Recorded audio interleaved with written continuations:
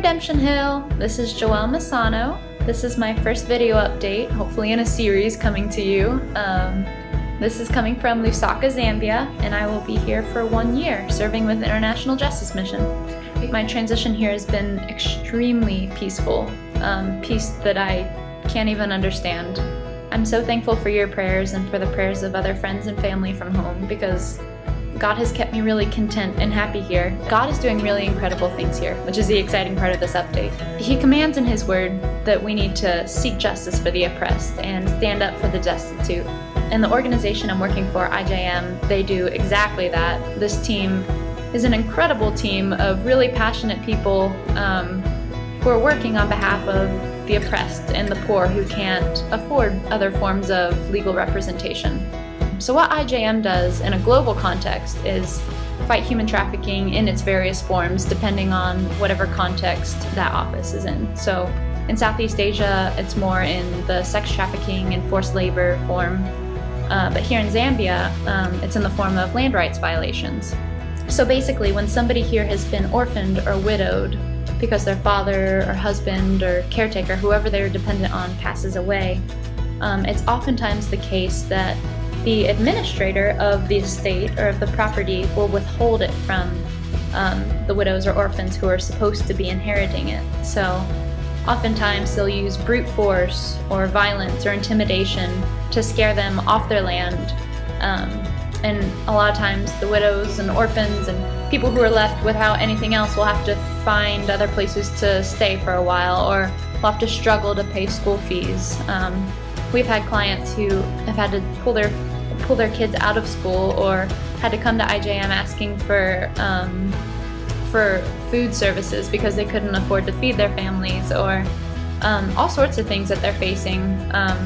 There's a lot of oppression that happens here, and a lot of times it's family members, which is the tragic part. So people are left feeling like nobody is caring for them and that their stories aren't worth it and that they don't actually deserve claiming the possessions that are theirs.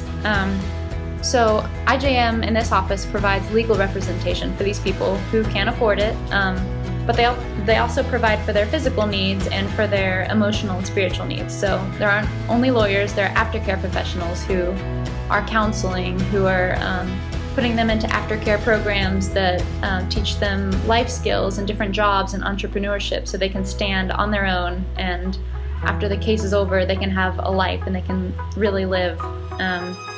It's actually really incredible to see God use His team to stand up for His suffering people. We need your prayer. Please be praying for the IJM workers in this office. Pray that they would have wisdom and patience and discernment when conducting their operations. Pray that we would continue to have the Lord's favor resting on our work. Pray for safety. And also pray for the clients that we've been working with. Pray that they would have a renewed sense of self-worth and that they would feel like they're worth it, that they deserve what was rightfully given to theirs, that they can have a fresh new life and stand on their own feet, and pray that they would find full restoration and find their value in who they are in Christ, and that they're renewed and precious people. And please pray for me. Pray that I would be abiding in the Lord while I'm here, that I wouldn't be wanting to find comfort in the things back home and relying on people from home, but that I would actually be collapsing in God's love and trusting Him that He has me here.